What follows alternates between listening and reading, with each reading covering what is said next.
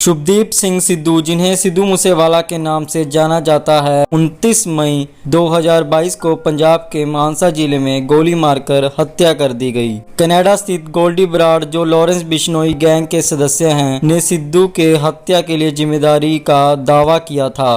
6 निशानेबाजों में से जिन्होंने सिद्धू को मार डाला, 3 को गिरफ्तार कर लिया गया, 2 को बेअसर कर दिया गया, जबकि एक अभी भी फरार है। समाचार एजेंसी पीटीआई के हवाले से बलकौर ने कहा, कुछ काली भेड़ उनके करियर के दुश्मन बन गए।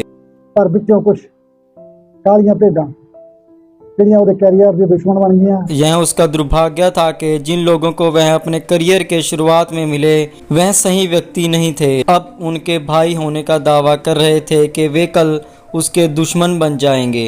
जिन्हां दे मैं थोड़े कोले नाम भी लूंगा, समा होण दे थोड़ा जा, थोड़े दिनों की गल है, सब कुछ क्लियर करूंगा किने की कीता है। मैं उनका नाम लूंगा, समय आने दो, यह कुछ दिनों की बात है। मैं सब कुछ स्पष्ट कर दूंगा कि किसने क्या किया।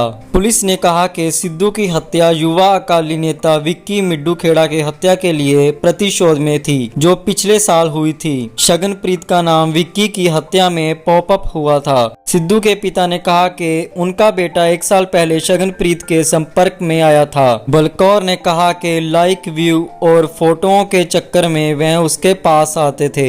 शगनप्रीत भी उसके पास आया था। उन्होंने कहा कि शगनप्रीत सिद्धू के प्रबंधक नहीं थे। हाल ही में मानसा में सिद्धू की प्रतिमा का अनावरण करने के बाद बलकौर ने द टाइम्स ऑफ इंडिया से कहा, मैं अपने बेटे को 28 साल की मूर्ति के रूप में देखने के लिए सहन नहीं कर सकता। हम न्याय के लिए प्रतीक्षा करते हैं।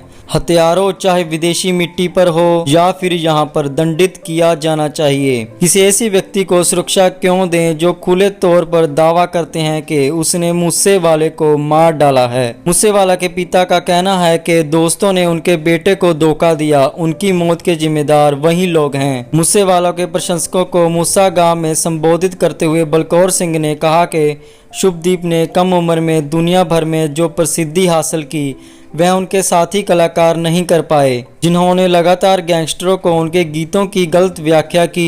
उन्होंने कहा कि उन्होंने कई चीज़ों को गैंगस्टरों से जोड़कर उन्हें गुमराह किया।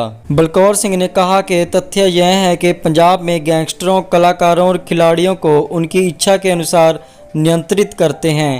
ये गैंगस्टर तय करते हैं कि कौन सा कबड्डी खिलाड़ी किस क्लब से खेलेगा, और गायकों के साथ भी ऐसा ही होता है। इस राज्य में मशहूर होना कलाकारों और खिलाड़ियों के लिए पाप है। जो थोड़ी सी भी प्रसिद्धि पाते हैं, वे गैंगस्टरों के दुश्मन बन जाते हैं। मैं उन कलाकारों को चुनौती देता हूं जो मेरे बेटे की प्रसिद्धि से ईर्ष्या करते थे। वे अपने दम पर प्रसिद्धि अर्जित करें, क्योंकि अब जमीन खाली है। लेकिन मुझे यकीन है कि सिद्धू के ना रहने पर भी कोई ऐसा नहीं कर सकता कि कोई उसकी जगह ले सके। हमारे पास अगले 5 वर्षों के लिए सिद्धू द्वारा लिखी गए गीत पड़े हैं। हम हर 6 महीने में उसके गीत रिलीज करेंगे। उन्होंने गैंगस्टरों को भी चुनौती देते हुए कहा कि ना उनका बेटा कभी डरता था, ना उसका परिवार डरता है। उन्होंने यह भी कहा कि सिद्धू ने कभी भी किसी के साथ कोई अनुबंध नहीं किया। वह खुद गीत गाता और खुद ही लिखता था।